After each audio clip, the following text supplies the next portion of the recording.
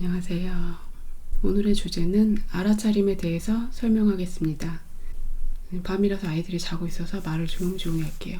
우리가 알아차림 명상을 하는 이유는 알아차림을 통해서 생각과 감정이 내가 아님을 알고 그것에서 떨어져서 바라볼 수 있는 능력을 키우는 거예요. 그렇게 함으로써 생각과 감정에 휘둘리지 않는 능력을 기르는 거예요.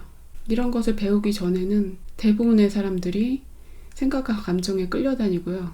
그리고 배운 다음에도 마찬가지예요.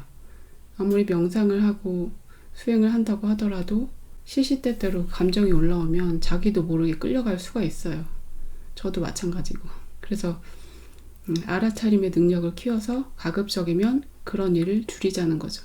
알아차림 명상이 원래 위파사나라고 하고 영어로는 마인드풀니스라고 하죠. 여러 가지 말이 있어요. 통찰 명상 여러 가지 말들이 있는데 보통 앉아서 하는 일이 명상을 하면서 자기 마음에 떠오르는 것을 그대로 지켜보는 거죠. 자기 호흡도 지켜보죠. 내 호흡이 길게 내쉬고 있다. 짧게 내쉬고 있다. 길게 들이마시고 있다. 짧게 들이마시고 있다. 호흡이 거칠다. 호흡이 부드럽다. 이런 자기 몸의 상태를 하나하나 다 알아차리는 거예요. 지금 내 엉덩이가 바닥에 붙어 있다.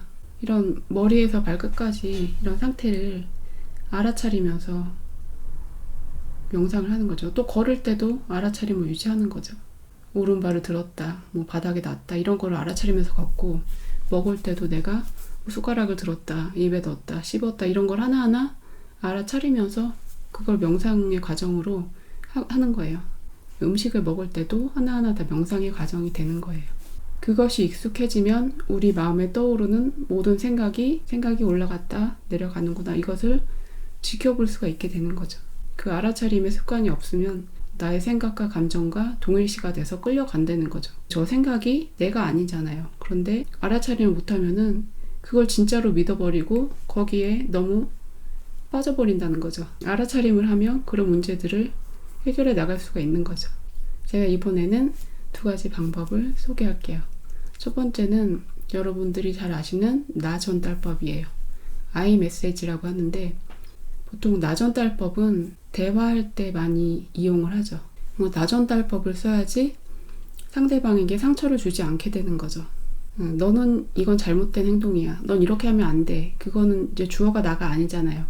그렇게 말하지 말고 나는 너가 어떤 행동을 해서 속상했어. 나는 너가 이렇게 해줬으면 좋겠어. 이런 식으로 나의 감정과 나의 생각 이런 것들을 표현을 해주는 게 맞다는 거죠.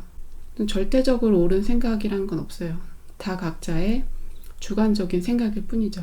그래서 나 전달법을 쓰면 상대방의 인격을 존중하면서 내가 원하는 바를 나의 생각을 전해줄 수 있다는 것입니다. 나 전달법을 다른 사람과 대화할 때 쓰는 것만이 아니라 내가 생각할 때 쓰는 것도 굉장히 도움이 됩니다. 알아차림을 하는데 도움이 돼요. 내 생각의 초점이 바깥에 가 있으면 주어가 대상이 되면 그때는 무엇이 옳다 옳지 않다 이런 자기 맘대로 막 평을 해버리고 자기 맘대로 말을 늘어놓고 나서 끝이 돼버리는 거예요. 하지만 그걸 좀 더 자기 객관화를 시킬 필요가 있죠. 자기 객관화를 시킨다는 거는 내가 그 생각을 했다는 걸 알아차려야 되는 거예요. 이거는 절대적으로 옳은 게 아니고 단지 나만의 주관적인 감정, 나의 주관적인 판단이다. 그런 것을 알 수 있어야 되는 거죠. 그걸 알려면은 모든 말을 할 때 나는 이렇게 생각한다. 나는 이렇게 느낀다. 그 얘기를 붙여서 하는 거예요. 보통 생각은 자기 안으로 속으로 하는 거니까 그렇게 일일이 다 생각하기 힘들죠. 근데 버릇을 들이는 거예요. 영어는 쉽겠죠. 영어는 I think 뭐, I feel 뭐 이렇게 하면 되니까. 한국말도 나는 생각해 무엇 나는 느껴 무엇 이렇게 한국말도 비슷한 방법으로 하시면 돼요. 특히 내가 다른 사람을 보고 판단하게 될 때 이게 진짜 많더라고요. 저 사람은 뭘 잘못했어. 저 사람은 뭐가 문제야. 다른 사람에 대한 어떤 부정적인 감정이 생길 때 그때 그 생각을 주어를 나로 바꿔보는 거예요. 저 사람은 너무 불성실해 이렇게 생각했을 때는 나는 저 사람이 불성실하다고 생각한다. 뭐 사소한 것도 있어요. 남의 외모를 보고 판단할 때 저 사람은 너무 외모가 보기 좋지 않아, 그 생각이 들었을 때 그걸 바로 알아차리는 거예요. 그리고 나는 저 사람의 외모를 보았을 때 기분이 좋지 않았다, 그걸 알아차린 거죠. 그러면 그 원인을 파보세요. 일단 내가 알아차렸다면 왜 그랬을까? 그러면 내가 왜 그런 생각을 했는지 알 수 있게 돼요. 내 안에는 외모가 중요하다는 생각이 있구나.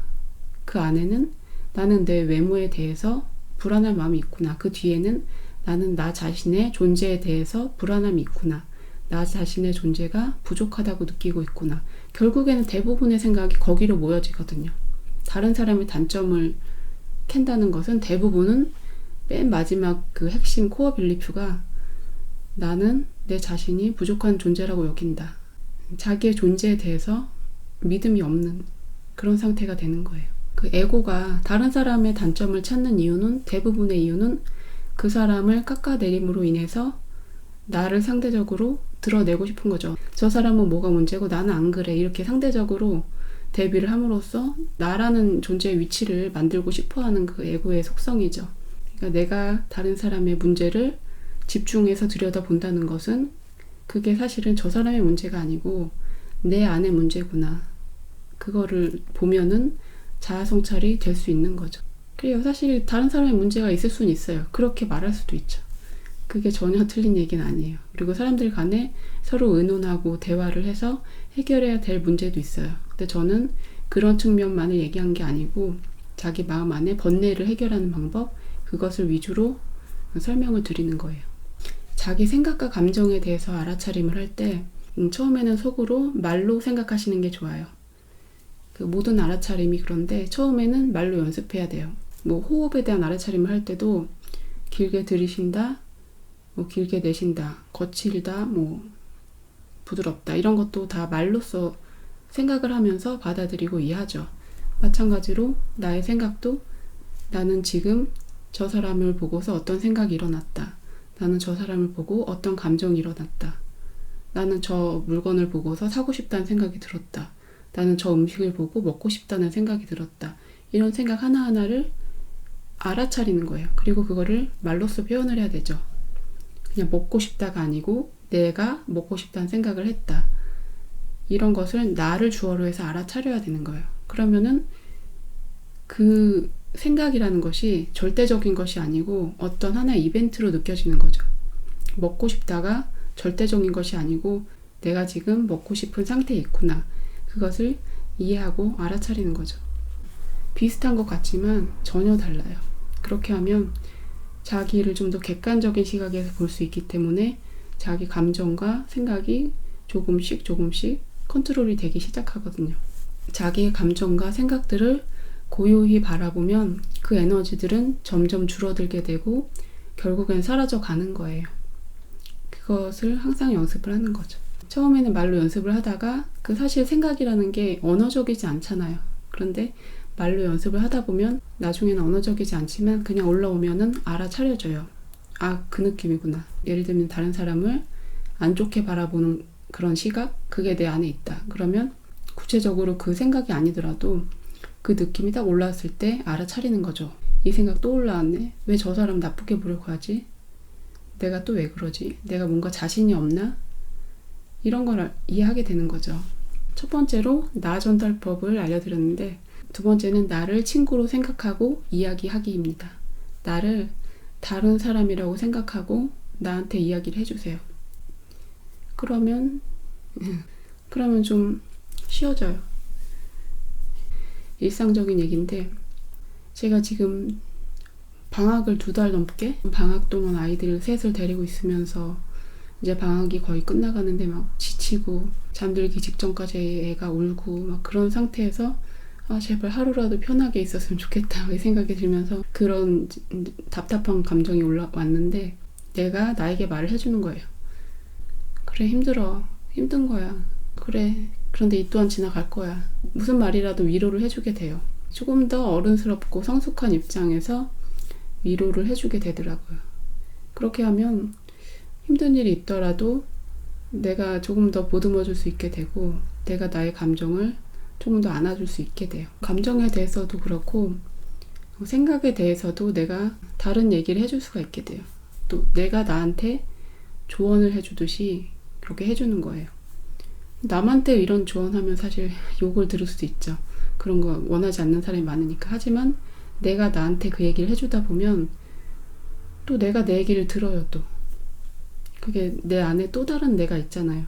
내 안에 수많은 어린아이들도 있고 다양한 자아가 있기 때문에 뭔가 힘들어하는 내가 있다. 그럼 내가 그 나한테 이야기를 해주는 거예요. 너 지금은 힘들지만 조금만 우리 견뎌볼까? 조금만 노력해볼까? 뭐 여러 가지 위로를 줄 수가 있겠죠. 저는 이렇게 제 생활이 좀 단조롭다 보니까 별로 예를 다양하게 못 들었는데요. 여러분의 삶에서 다양하게 적용을 해보세요. 여기까지 할게요. 감사합니다.